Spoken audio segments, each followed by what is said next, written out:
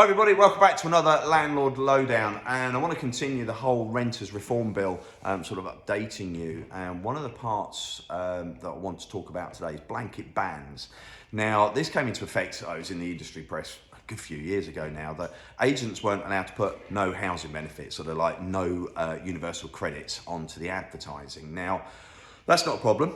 We'll always work with both sides, and it's down to the landlords who to choose when it comes down to when we present those applications. But I'm a bit shocked still within the Renters Reform Bill that this stuff we as agents have been complying with for many years still needs to be talked about and added. I guess really maybe just it needs to be rubber stamped, it needs to be underlined, and it needs to be clear.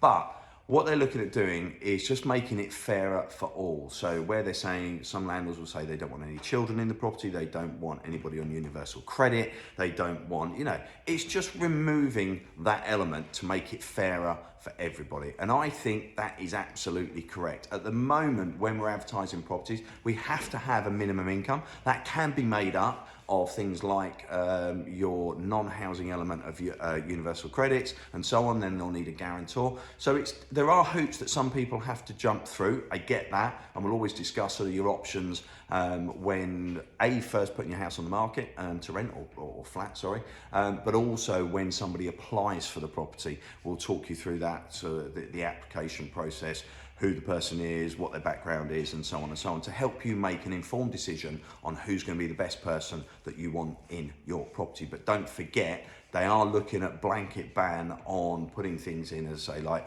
sort of the working elements, the non-working elements, how many children you got, that just kind of thing. So again, it hasn't been rubber stamped. We will keep you posted. We'll let you know. And if you have any questions, as always, just drop me a message and we'll join you next week. Take care.